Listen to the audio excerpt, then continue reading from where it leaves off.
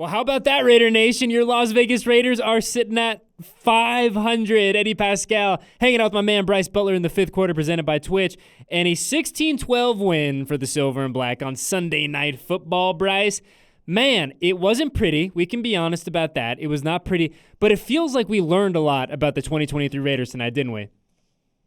Yeah, I think the Raiders are learning a lot about themselves as they go in this new AP era. And the guys are looking like they're fighting, looks like they're hustling, and we're coming out, we're clawing some wins, baby. That was a big win against a great defense, a well-coached team. Big win for the Raiders today. Yeah, I mean, 100%. That is a big dog defense. You and I were talking about it when we were listening to Antonio a few minutes ago. But, let's start here.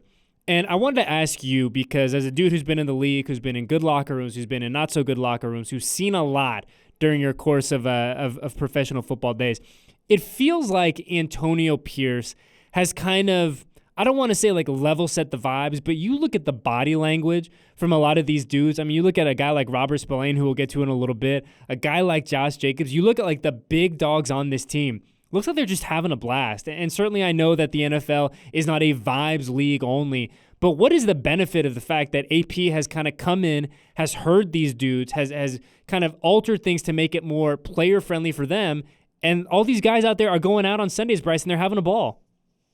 You know, AP is a guy that you can tell that everybody liked him before he became the interim head coach, right? Before there was a firing of, Coach McDaniels, everybody already liked AP.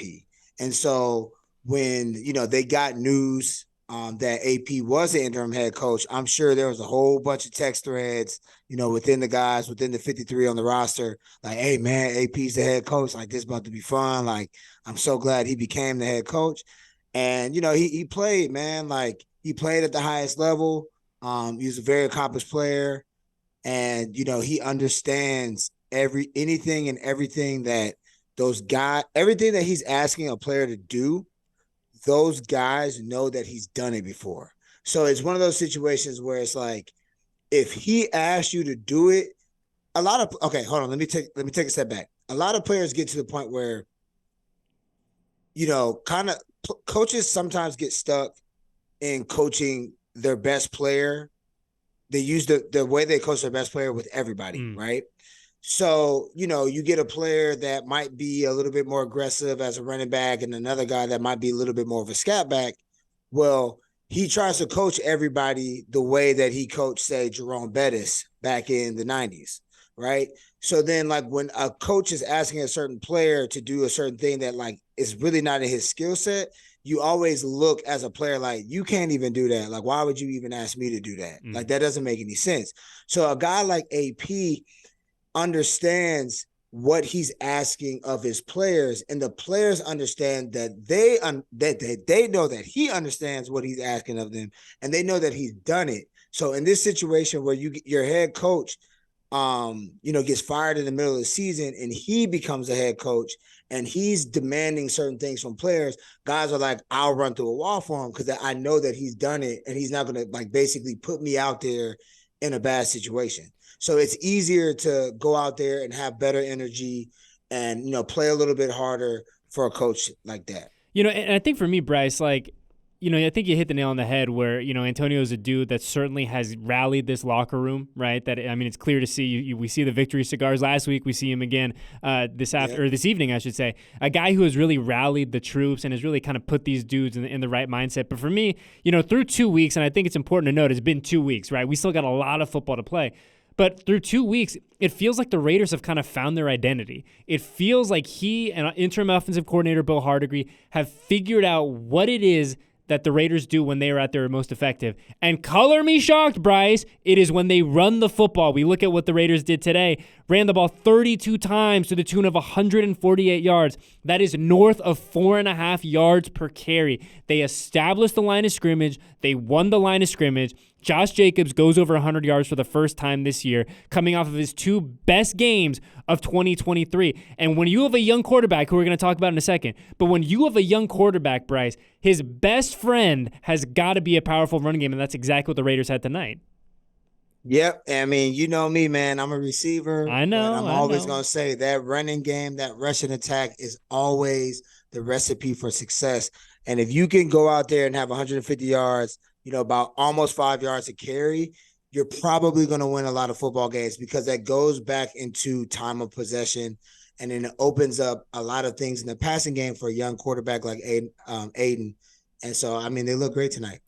Speaking of opening things up in the passing game, Davante Adams finishes his night with 13 targets, 6 receptions, 86 yards.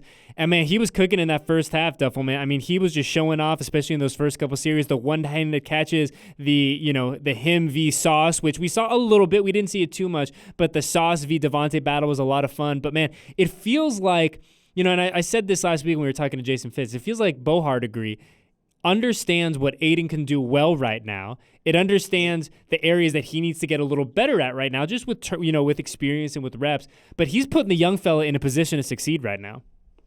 Yeah, he is. I mean, and tonight, I was really amazed at how Bo put Aiden in a position to succeed against the best defense, especially at, heating up the quarterback. And they were coming at him all game. And Aiden showed a lot of fortitude tonight, not getting happy feet.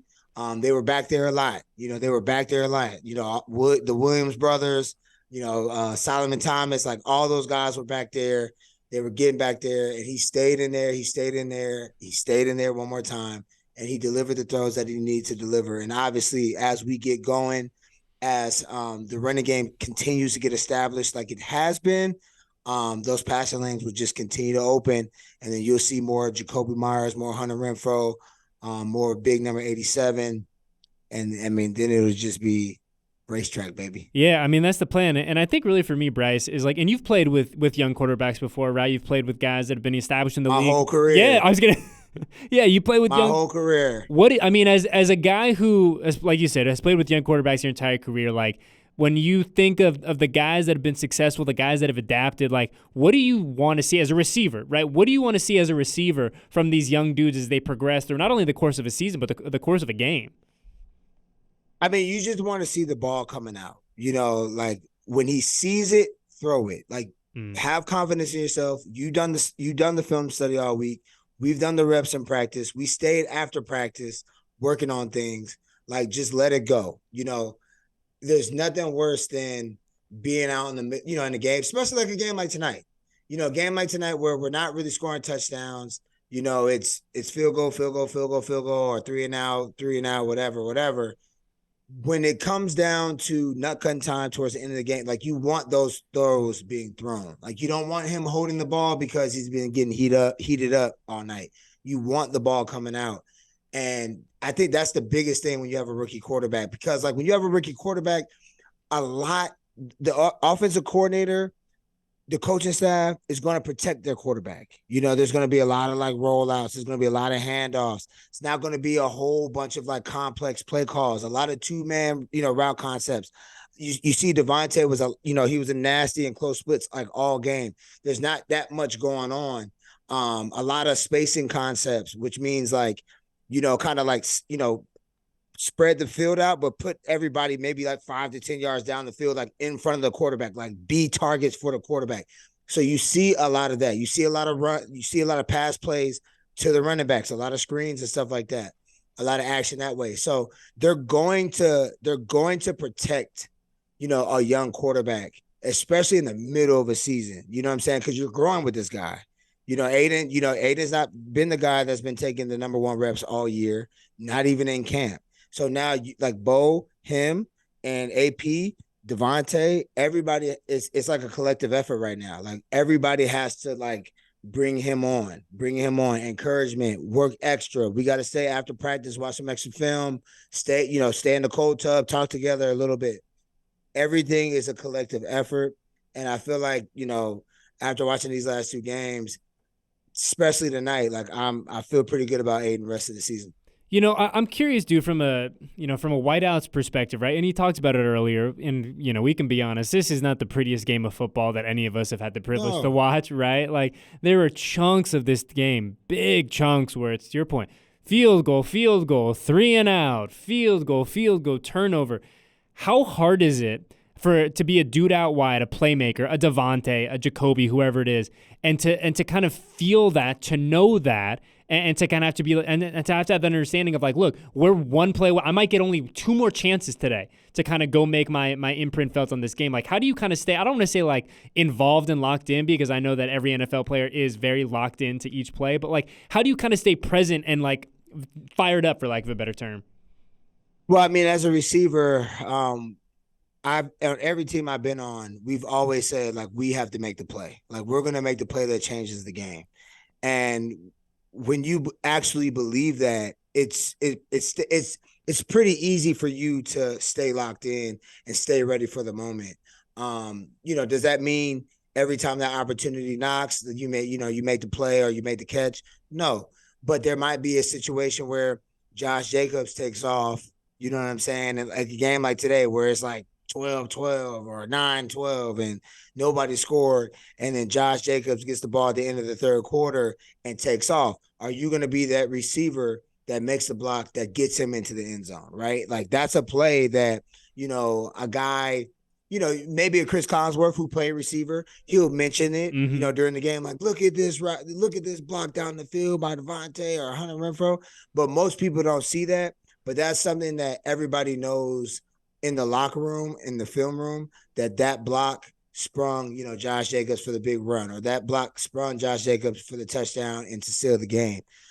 So we're always thinking that we're going to make a play in the pivotal moment of the game, and you just have to be ready for it. Hey, real quick because I want to ask you about Josh too, but real quick, Raiders Social just put this little collage out on Twitter or X or whatever we're calling it these days. It looks like our man Devontae's ghost riding the whip there in the locker room, Duffel. It looks like we got the Thiz face on. Looks like those dreads are shaking, baby. Hey, those guys are having a lot of fun right now. Was that from this past week? Was that from tonight? Or dude, that's from 4 minutes ago.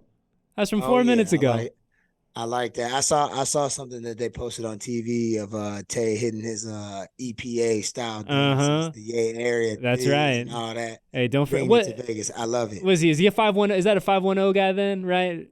EPA, is that 510? I know I'm 510. I know you're a 510 guy. We talk about that all the time. I got my number up in the Richmond area. I don't know. He might not be 510. I don't know. Matter of fact, hold on. Don't put him on blast. Don't put him on blast, Brice. I don't want to. We don't reveal this man's number. You're gonna get me in a lot of trouble if we reveal this man's number. But I mean, these guys are just having so much fun, man. I mean, it's like you look at the energy, you look at the vibes, and like I said, man, I know that vibes don't necessarily win you football games in the NFL, but shoot, it's good to see these guys having a lot of fun right now. Yeah, you have to have fun in order to play this game. I mean, we're playing a game, so. At the end of the day, you're not cutting on the PlayStation ever if you're not having fun playing games. You're going to turn it off if you're not having fun. If you can't beat a guy, or you're not going to play, you're going to turn it off. And so in this, young kids game that we're playing as adults, fun has to be at the forefront. If you're not smiling, if you're not dancing, if you're not slapping fives, man, what you doing it for? Man, that's the one thing that AP said in his introductory press conference that like really stuck with me. He goes, "Look, man, it's like," he goes, "What are you sad?" He's like, "What are you upset for?"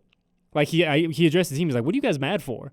He goes, "We play a kids game. You guys are all compensated really nicely. We live in a beautiful part of the country. We play in a beautiful stadium. We have a beautiful practice facility. What are you mad for?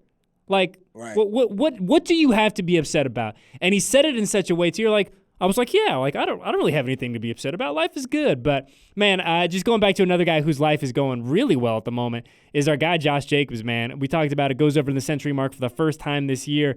He goes 27 for 116. And dude, it felt good because there were so many moments, whether it was last year or this year, more so this year to be honest, about where you're like, let Josh eat. Let this dude go to work. He is one of the best running backs, if not the best running backs, depending on what your flavor is, in the NFL right now. And to see him get his moments, to see him get his reps, and they talked about it in the broadcast, Brice, about like the input that Josh now has on this offense. And dude, to me, that is so important for a guy that is your bell cow back, right? And with all due respect to Zamir White, who finished today with a 1 carry, like Josh is getting 95% of the run. No pun intended. Yeah. Like, it feels like it's good business to ask your best running back the way that he likes to run, right? Yeah, when I heard them say that today, It made sense. Like when they said, Josh wasn't really asking him stuff like that, and Gruden was, and now the last 2 weeks, Coach Pola, I'm sure, was the one that was getting that input from him. It made sense. But at the like on the flip side, it's like, why wouldn't you want to find out, Right. what runs your bell cow likes? Because like that's the plays that like you're gonna get the zest from the guy, because if that's the case, that means the only person you're asking for the plays that you like is from your quarterback. You know what I'm saying? And he's not the only one out there. Like I think when it comes to offense, obviously the quarterback and the coach are always should always be going back and forth on plays that they like, checking out plays throughout the week. I don't really like this one. I'm not seeing it right. I don't like this throw, whatever. And then the running back for sure. Like, what runs do we like?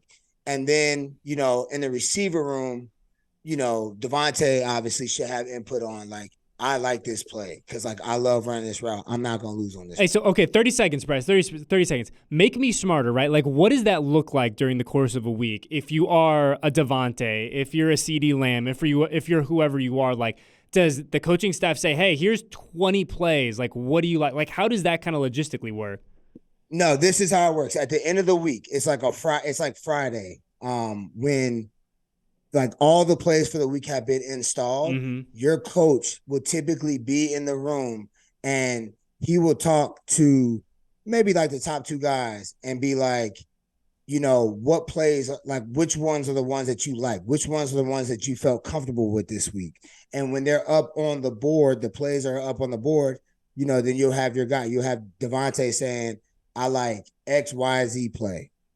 And then you have, Jacoby saying, I like ABC play. And then the third guy, like Hunter, I like LMNOP play. You know what I'm saying? And then like you mark them. And I'm sure that coach goes and tells his, the other coaches like, hey, these are the plays that these guys feel. So that's how it typically goes. And I think simple as that. Yeah, and I think we talk about it being simple, right? It's just input from the players. We talked a lot about Antonio and kind of setting these guys up to be successful, and we talked a lot about the offense. But man, I want to go back to the defense for just a second, man, because we have talked about it all year, right? And I know I sound like a broken record, but if you'd have told me in July that the Raiders defense was going to be the catalyst for so many things that they wanted to do to be successful in 2023, I never would have believed you. I never would have believed you.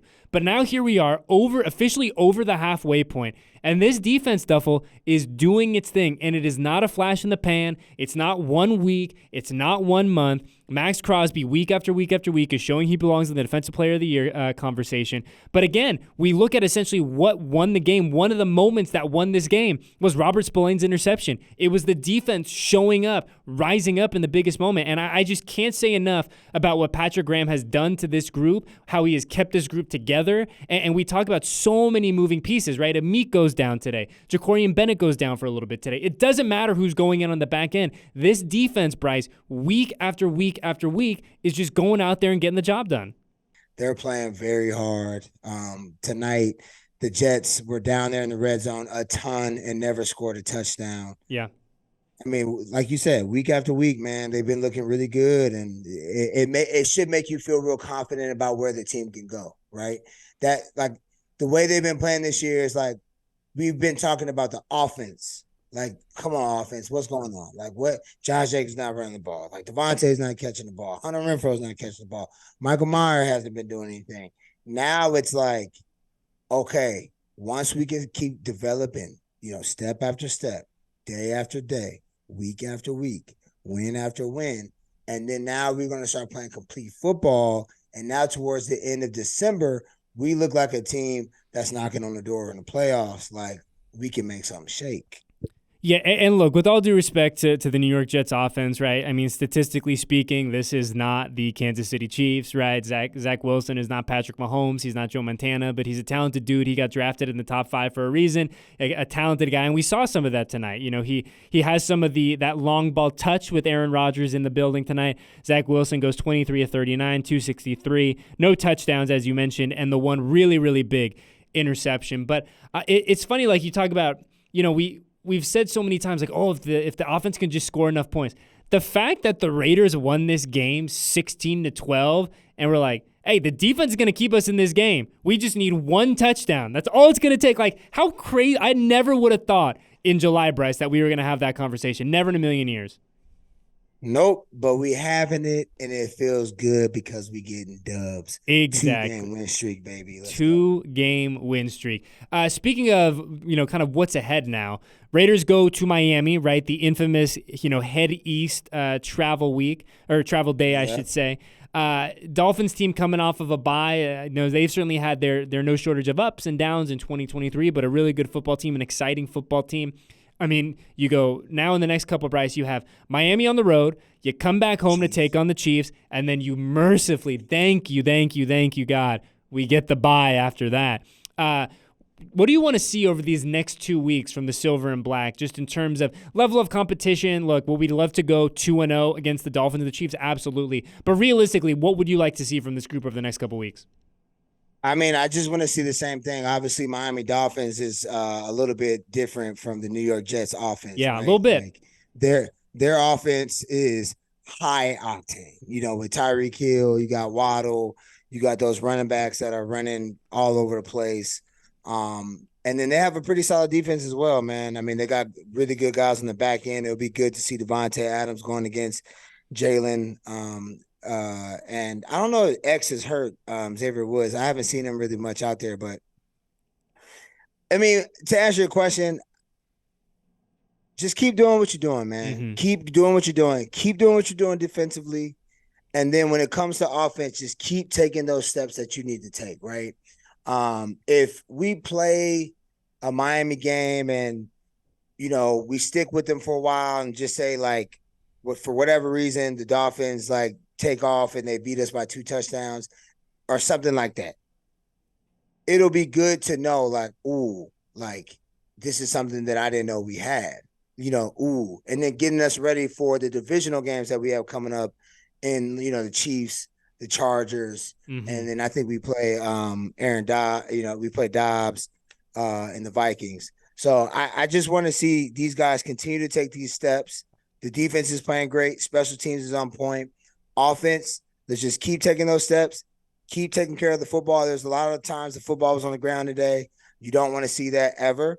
But I just want to see progression. That's it. Just continue to progress. Continue to progress. Yeah, and that's it, man. I think at this point, right, we're sitting at 5-5. It's crazy to say, like, hey, let's look ahead to what the rest of the season could possibly maybe hold, but it all starts next Sunday in Miami. And Brice, we're not going to be in Miami, but we are going to be together here in this beautiful studio. It'll be great to have you here. It'll be great to feel the energy, to kind of vibe off of one another in person. But hey, man, before we get out of here, I just wanted to kind of give you the floor for a little bit. Really tough day yesterday for the Raider Nation. Really tough day for the Houston community as well. Really tough day for the NFL, right? I know a good friend of yours, DJ Hayden, unfortunately passes away, and the guy that you were friends with, the guy that you were teammates with. And I know that you just had some stuff on your heart that you wanted to share, and kind of we've gone through all the football stuff. We've done all the stuff that in the grand scheme of things isn't that important. So the floor is yours, Duffel, to kind of share what you want.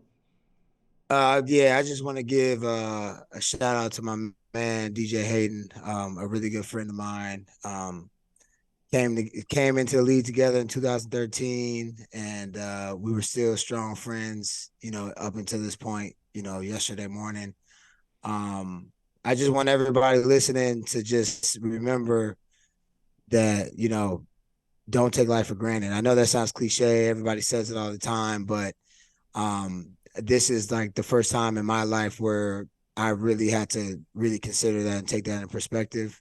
I've known tons of people that passed away, but nobody like in my circle of friends or family had ever died, has ever passed away. So just remember to love, hug up on your loved ones, tell your people that you love them. Don't withhold that, because you walk out that door, you might not come back. And, DJ left 2 beautiful baby girls behind. And it's just sad that, they won't be able to especially at this point, they won't understand, like, why their dad isn't home. And then, their mom's going to have to figure that out. And hopefully some of us can help them figure that out along the way. He was really close with other Raiders, like Latavius Murray and, some other guys. So we'll try to figure that out together. But just remember, can't take this thing for granted, and just love on your people that mean a lot to you. Yeah, I mean, it's, I know we've talked about it a little bit, but all this stuff kind of hits a little different, right? Like I'm a new dad, right? Got a baby who's 7 months old at home, Right. and dude, it's crazy. Like I saw the same thing you saw. Marcus and I found out around the same time that you found out yesterday, and like the first thought is like those little kids, man. Like it's Right. It's tough, and our DJ was, obviously I was in Oakland when you guys were there, and I remember DJ as like a quiet dude, kind of reserved dude, but like kind of definitely had that sly sense of humor, like kind of that dry sense of humor. And I remember you guys in that locker room, and he would kind of say some stuff and get some chuckles, and it just, it goes to show you, man, like you never know, and it's like to your point, you got to hug up on your people, you got to tell your people you care about them, you love them, and now that we've talked all about the silly football stuff, like I'm glad we were able to end on the note of stuff that actually means something in the world, Brice. I'm glad we were able to do that. Yeah, I appreciate you, man. Anytime, brother. Well, on that note, I'm excited that the Raiders are won another game. I'm excited that the Raiders are back at 500. I'm excited the Raiders are back in the playoff mix. I'm excited that I'm going to see you, Brice Butler, here in this studio in 1 week's time. And I'm excited that we are all going to get to enjoy a Victory Monday tomorrow. So, for Eddie Paskal, my guy Brice Butler, and everyone else at Silver and Black Productions who helps us get this little program from A to Z, thank you, thank you, thank you. As I said, Raider Nation, enjoy Victory Monday, going back-to-back, call us Drizzy Drake, and we will see you guys next Sunday, same time, same place, for our next episode of the Fifth Quarter, presented by Twitch.